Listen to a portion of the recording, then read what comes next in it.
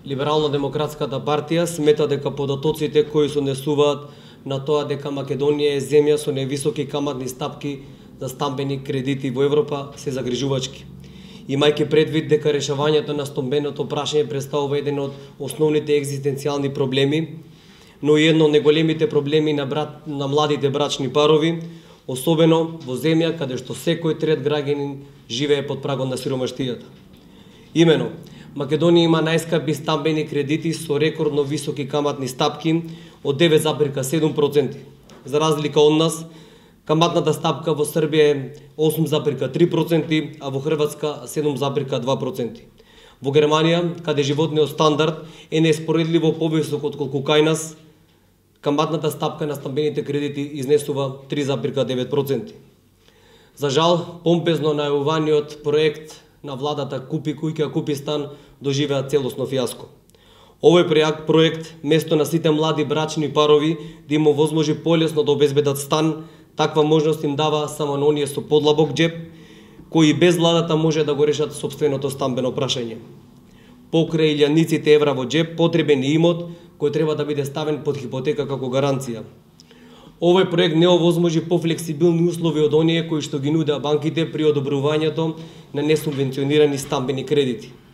Да поедноставиме, доколку некој брачен пар може да обезбеди хипотека во таа вредност и доколку поседуваат толку средства за учество, логично е дека не му е најнеопходна помош од владата. Од друга страна пак владата за рекламирање на проектот Купи куќа, купи стан потроши 300.000 евра пари на граѓаните, а за субвенционирање на проектот, како што изјавуваат самите, доделиле 272.000 евра. Ова право го искористиле многу малку граѓани, далеку зад очекувањата и проекциите на владата. Ова беше очекувано ако се земе предвид дека до кредитите може да дојдат оние чии месечни примања не се пониски од 20.000 денари, а да не се повисоки од 50.000 денари, односно 900 евра. Сакам да потенцирам дека Македонија според Женевската комисија има најголем процент на невработени млади луѓе. Честопати вистината е болна, но најголем дел од младите брачни парови денес најчесто еден од партнерите не работи. Од оние што работат над 80% имаат месечни примања од околу 8.000 денари. Ако на ова се додаде и променливата каматна стапка, како и неможноста за предвремено исплаќање на кредитот, станува повеќе од јасно дека во позадина стои друг интерес.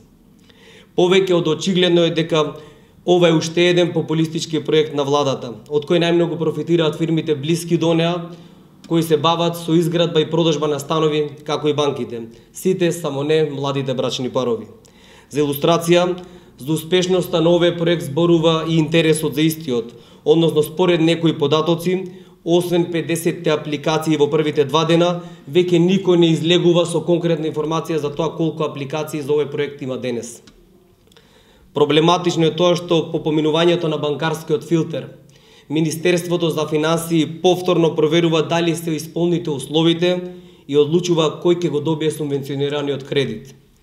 Дали ова се случува затоа што владата нема доверба во банкарските служби, или пак целта е овие кредити да се даваат селективно во зависност од партиската припадност. Либерално-демократската партија повикува владата, доколку вистински е загрижена за младите брачни парови и младите воопшто, да престане со безмилосното трошење на парите на граѓаните за непродуктивни цели и веднаш да донесе стратегија со која ќе се отвора реални вработувања на младите луѓе, со што ќе се запре нивното масовно иселување.